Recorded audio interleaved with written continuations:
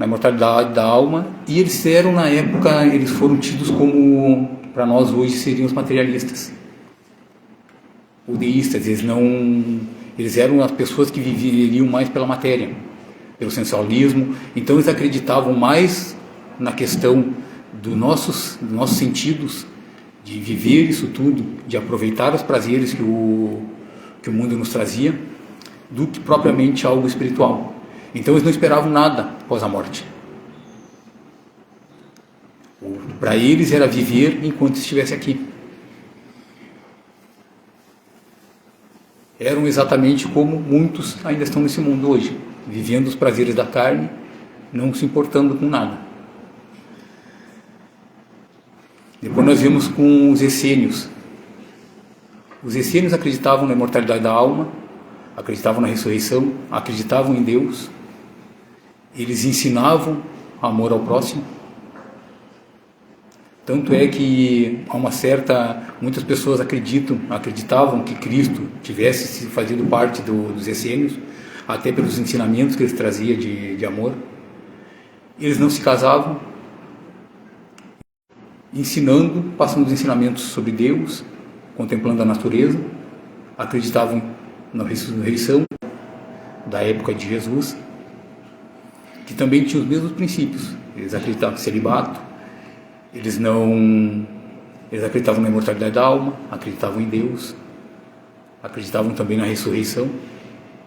Ressurreição que teve no Egito, ela foi retirada essa palavra, tudo porque em certo momento uma rainha egípcia, ela recebeu, na época então tida como reencarnação ou ressurreição, que ela poderia voltar como uma escrava.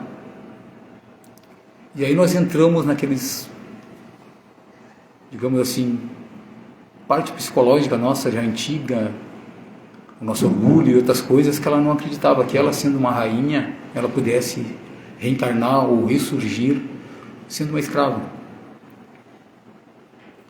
porque isso não caberia para a linhagem dela. E ainda hoje nós temos em algumas partes do mundo isso, a questão do sangue, que muitos falam da questão do sangue azul. E nós temos uma passagem num diário de um grande estudioso, que foi Darwin. Ele fez uma visita no Brasil, foi anterior à abolição da escravatura. E tem no diário dele escrito mais ou menos assim: hoje estou indo embora desse país, graças a Deus. E quando a gente ouve essa frase assim, logo de pronto a gente fica imaginando, mas o cara falando, vem aí, visita e fala mal do país. Não que a gente não fale também, né? Nós também adoramos reclamar. Mas aí vai se lendo um pouco mais qual era o conteúdo desse diário. E no diário ele dizia: hoje, depois do graças a Deus, durante a minha estadia aqui, eu vi um garoto negro ser espancado quase até a morte, simplesmente porque me serviu água em um copo sujo. Eu vi pessoas sendo açoitadas por acharem que elas estão trabalhando pouco. Eu vi pessoas sendo acorrentadas como animais, morando em lugares inabitáveis.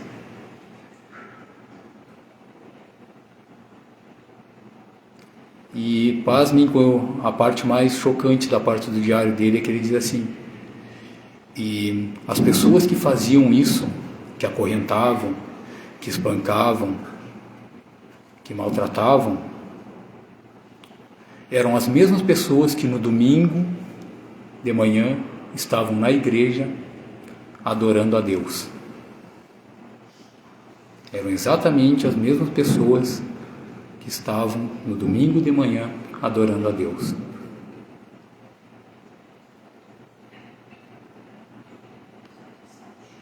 Então essas questões de contexto que a gente tem ao longo da história, elas nos trazem ideias erradas de algumas coisas. trazem ideias erradas. E muitas vezes a gente tivemos muitas guerras em nome de Deus. Como se Deus tivesse inimigos. E não tanto se ele tivesse inimigos, mas porque com todo o poder dele ele colocaria algumas coisas como nós, seres como nós, a lutar por ele. Então criamos ficções e essas questões do contexto a gente coloca conforme a gente quer, conforme nós queremos, conforme nós gostamos, conforme nos convém. Não tanto existem tantas religiões, porque ao longo dos anos, dos séculos, dos milênios, a gente vem deturpando isso tudo. E esse palavreado, esse preparado para a chegada de Jesus, ele vem lá em torno de 5.000 anos antes. Nós começamos lá em Vishnu, passando por Hermes, por Moisés, por Buda, por Sócrates, até chegar em Jesus. E se nós pegarmos todo esse compêndio de filósofos e pensadores e lermos o Evangelho segundo o Espiritismo, vamos notar muitas semelhanças de pensamentos. E como os fariseus faziam normalmente, discutiam mais a forma, a palavra, do que realmente a essência, nós também temos esse costume. Porque se nós entrarmos em algumas passagens da Bíblia, elas tem algumas coisas que nos confundem. Mas se nós tirarmos tudo aquilo que é ilusório, tudo que é fantasioso, a gente chega na essência. E para nós, principalmente para nós que comungamos a doutrina espírita, isso é um dever. É um dever nós extrairmos tudo o que é de bom ali. Saindo, tirando esse véu de coisas que, diríamos assim, é apenas a parte alegórica. É a parte que é desnecessária. Buscarmos somente o que é essencial. E quando eu falo dizer o essencial, nós tiramos fora a parte física, vamos buscar o que é essencial para o espírito. Porque é neles que nós temos que nos firmar. Toda essa parte que vem aqui, ela vem nos trazendo isso. É a questão da gente fazer o nosso desenvolvimento espiritual. A parte da carne já tivemos muitas vezes aqui. Brancos, negros, índios, falamos muitas línguas. Não sabemos qual vamos falar na próxima. Mas o espírito é o que nos sustenta. É o que traz todas essas bagagens e todo o conhecimento que a gente necessita. E é o que vai evoluir.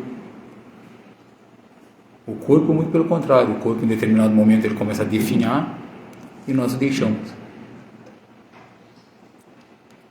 Então quando a gente fala aqui, tal coisa é minha, não, nós estamos com tal coisa.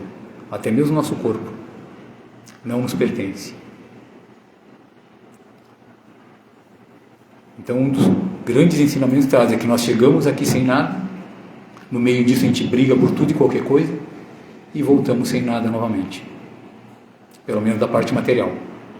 Nosso ganho aqui é somente espiritual.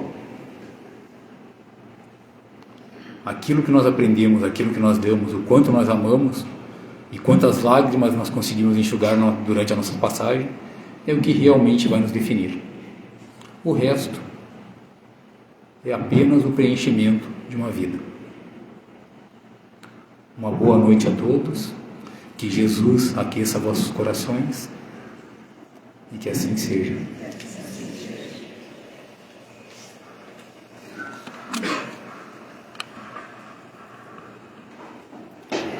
Agradecemos então as palavras do nosso irmão Júlio, que possamos levá-las como reflexão para a nossa vida.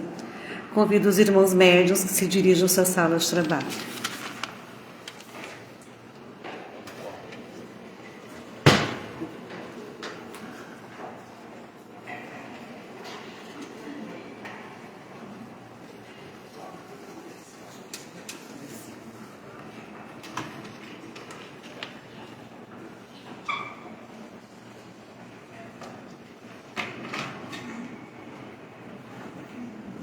Quem tem o tratamento de desobsessão pode passar na sala de evangelização, que é seguindo o corredor à direita.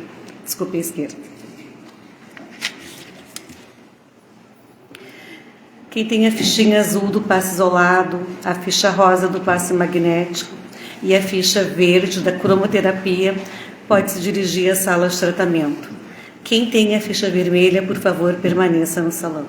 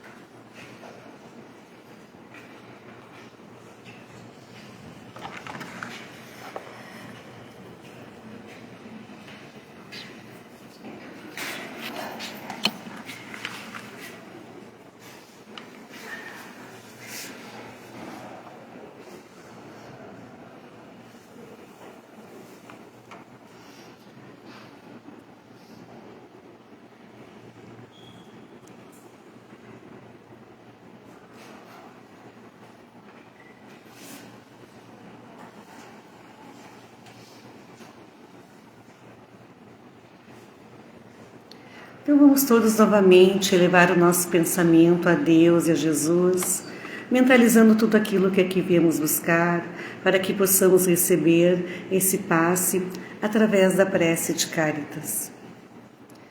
Deus nosso Pai, que sois todo poder e bondade, dai a força àquele que passa pela provação, dai a luz àquele que procura a verdade, ponde no coração do homem a compaixão e a caridade.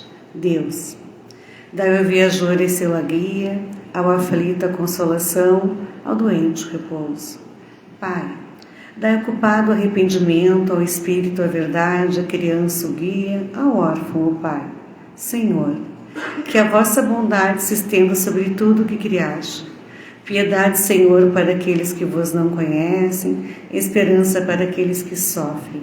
Que a vossa bondade permita aos Espíritos Consoladores derramarem por toda parte a paz, a esperança e a fé. Deus, um raio, uma faísca do vosso amor pode abrasar a terra. Deixai-nos beber nas fontes desta bondade fecunda e infinita. E todas as lágrimas secarão, todas as dores se acalmarão. Um só coração, um só pensamento subirá até vós, com um grito de reconhecimento e de amor. Como Moisés sobre a montanha, nós vos esperamos com os braços abertos. Ó poder, ó bondade, ó beleza, ó perfeição.